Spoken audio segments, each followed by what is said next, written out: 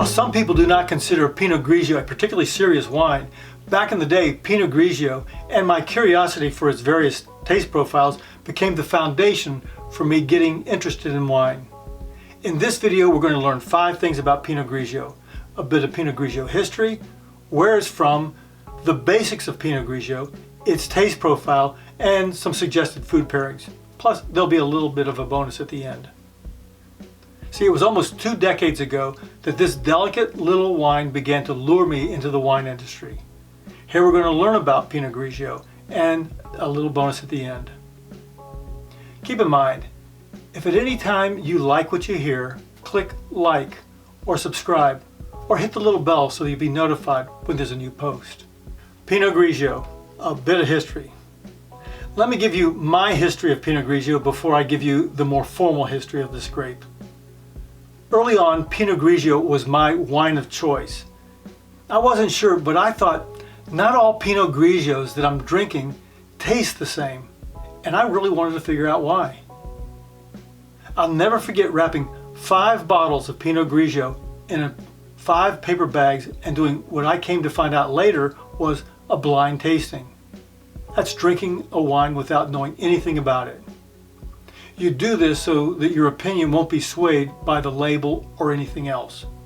So as I began to taste the wines, sure enough, the second Pinot Grigio that I tasted was slightly different than the first. The third was different than number 1 and number 2. By the end of the tasting, I came to realize 2 things. Number 1 was not all Pinot Grigios taste the same, and I wanted to figure out why. And the second was, I had way too much to drink. So much for my personal history. Now for the real history. Even though it's best known as being a light Italian white wine, Pinot Grigio was born in Burgundy, France. It was a mutation of Pinot Noir. The DNA profiles of the 2 grapes are incredibly similar, as are the vines and leaves. Virtually the only difference in Pinot Noir and Pinot Grigio is the skin color. It's a sort of bluish, brownish, pinkish, almost grayish, hence the name gris, which is gray in French. Pinot Grigio was originally and still is known as Pinot Gris in France and in other parts of the world. By the way, how did you like that description? Bluish, brownish, pinkish, grayish. That's pretty good, isn't it? In 1961, the Santa Margherita Wine Group, an Italian wine producer, was the first in the world to vinify Pinot Grigio grapes as a white wine. While Gris and Grigio are virtually the same grape, the 2 names have come to infer 2 different styles of wine. Number 2, where it grows. In Italy, the French Pinot Gris became known as Pinot Grigio. The wine found wide success, particularly in the regions of northeastern Italy, Lombardy, Veneto, Friuli, Trento, and Alto Adige. It's an easy drinking, inexpensive wine and the most popular white wine in all of Italy, and it's the most popular imported white wine from Italy into the U.S. In Oregon, primarily the Willamette Valley, it has become a dominant variety. In 2000, Pinot Gris overtook Chardonnay as the most widely planted white grape. In Germany, it goes by another name, Grauburgunder. So I'm not going to even talk about the German Pinot. In France, it's now very important in Alsace, where it makes a full-bodied dry white wine with a spicy backbone. Plus, they make a fabulous late harvest sweet wine. Number 3, the basics of Pinot Grigio. You'll find there are various approaches in the winery. Cool fermentation in stainless steel tanks and barrel fermentation at warmer temperatures. The dominant approach is, after carefully pressing the grapes to minimize contact with the juice and skins, the juice is fermented in stainless steel or inert vessels at cooler temperatures. It's bottled soon after fermentation to preserve the fresh aromas of the wine and is considered an early to market wine. It's bottled and out in the market within 4 to 12 weeks after fermentation. Pinot Gris is capable of making wines of exceptional quality, especially coming out of France.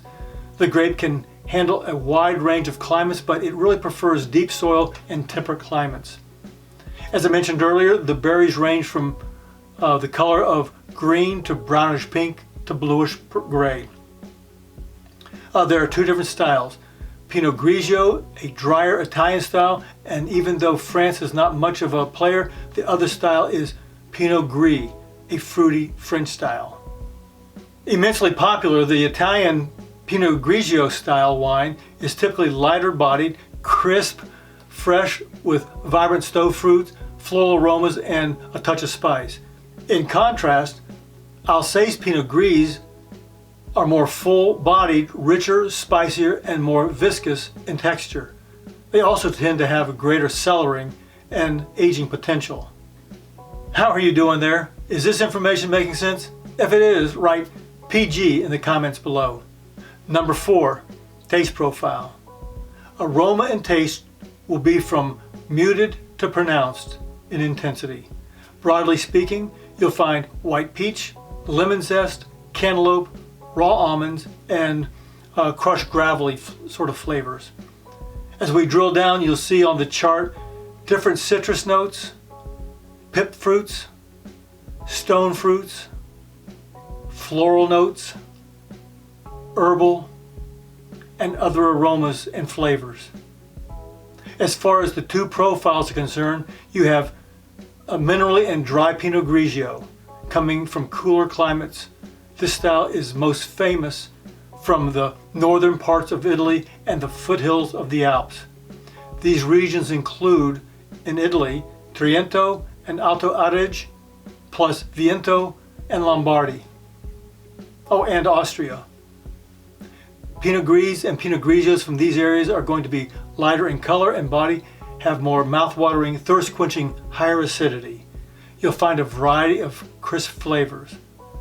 There's no oak aging or malolactic fermentation. These will have lower alcohol levels, maybe somewhere between 10 and 12.5%. The other category is fruity and dry Pinot Gris. They come from warmer climates. Winemakers often choose the word Pinot Gris to describe this fruit-driven style.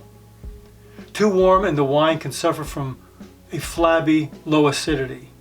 You'll be able to pick out a more oily texture in your mouth due to malolactic fermentation, which is a softer, creamier texture. You'll find these wines from warmer areas of Italy, in particular Friuli, Sicily, Abruzzo, and Tuscany, plus in New Zealand, Chile, California, Oregon, Washington, and Argentina. From California, the Pinot Gris are more light-bodied. Oregon, the Gris are medium-bodied. The third profile from Alsace is perhaps the only place in the world that makes a higher quality, sweeter and sweet style Pinot Gris. They tend to be spicier than the other Pinot Gris and are age-worthy. Very quickly, number 5 is food pairings. Pinot Gris go great with lighter pasta dishes, white meats, seafoods, with fruit elements such as lemon, oranges, peaches, and apricots. It's versatile with a variety of cheeses and pairs perfectly with mussels, French fries, and hot summer days. Personally, a sweltering late afternoon, early evening Pinot Grigio pairs perfectly with a summer charcuterie board. That's the way to begin an evening grilling out on the patio.